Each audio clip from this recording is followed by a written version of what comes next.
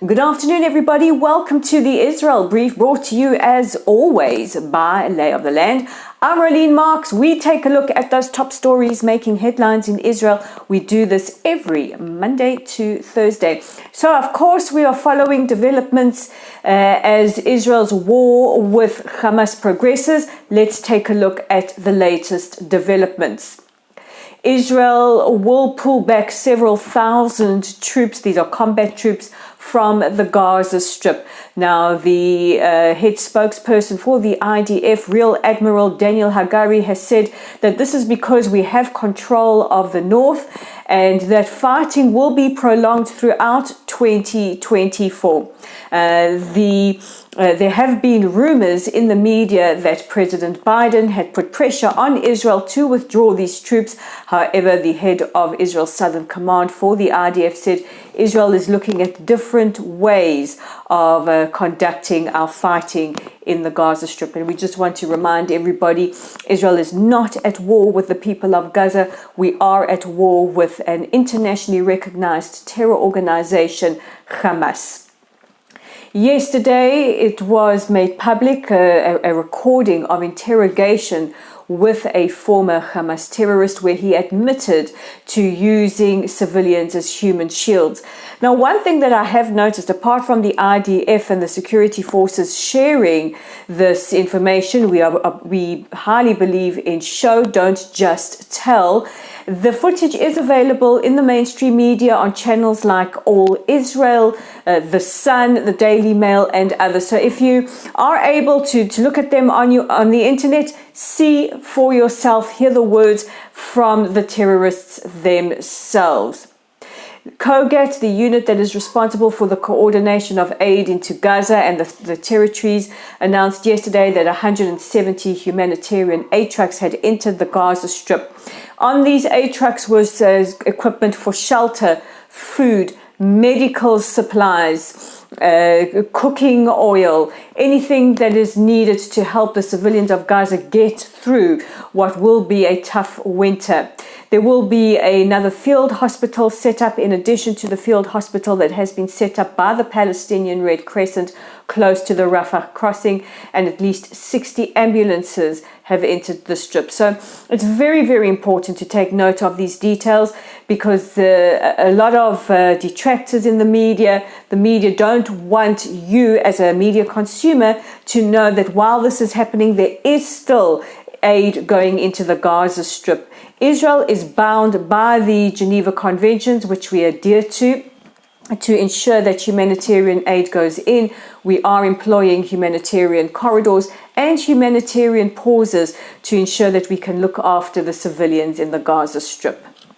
Yesterday, 42 survivors of the Nova massacre, this is the Festival of Peace, the dancing party that took place on the border of the Gaza Strip on the 7th of October, where 367 young people were murdered in cold blood by Hamas, have announced that they will be suing the defense establishment. This is the IDF, the police, Shabak and Mossad, for 200 million shekels in damages, saying that they weren't there to protect them on the day.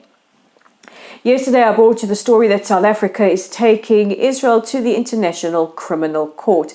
And I just want to take a moment to thank all the many South Africans who have been sending messages, posting on our Facebook page, on our YouTube channel, that you are standing with Israel. Thank you. We know that this doesn't represent the South African people. And also, I wanted to make a note yesterday to mention that South Africa should not be talking about genocide and crimes against humanity. Look at the lack of services that you provide your people, basic human needs, and look at the cold-blooded murders of farmers and their families. So a country that has astronomical rape statistics and murder statistics maybe needs to sit down.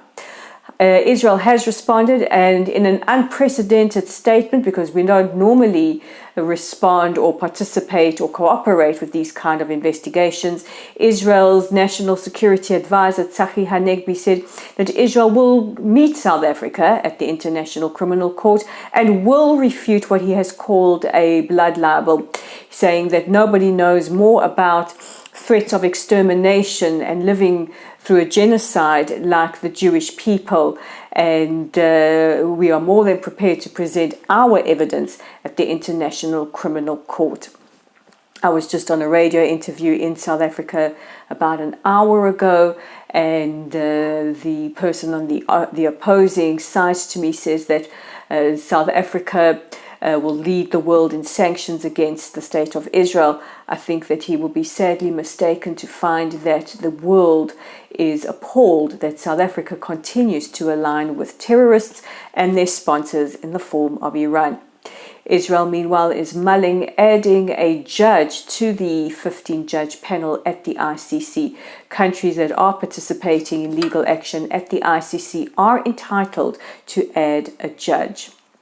On the subject of judges, last night it was announced that the Israeli Supreme Court had struck down the Basic Law Amendment voiding the reasonableness law. It seems like decades ago that we were seeing protests and divisions across Israeli society over these proposed judicial overhauls, and this went to the Supreme Court last night. They struck it down, which disallows the government to make or to pass any unreasonable legislation. This was warmly received by the former Attorney General Avichai Mandelblit, but the current Justice Minister, Yariv Levin, was extremely unhappy about this, saying that this will do away with unity in the country that is happening at the moment. And we just want to remind the Justice Minister that Israel was bitterly divided over these judicial overhauls before the atrocities of the 7th of October. Yesterday, the Knesset also voted in Israel Katz as the foreign minister. He will replace the current foreign minister, Eli Cohen. Now, this is part of a rotation deal that would see Cohen be foreign minister for 1 year and Katz be foreign minister for another. And finally, because we have a lovely story to end today's broadcast off with, students in France have launched a petition to declare the October the 7th World Day Against Antisemitism.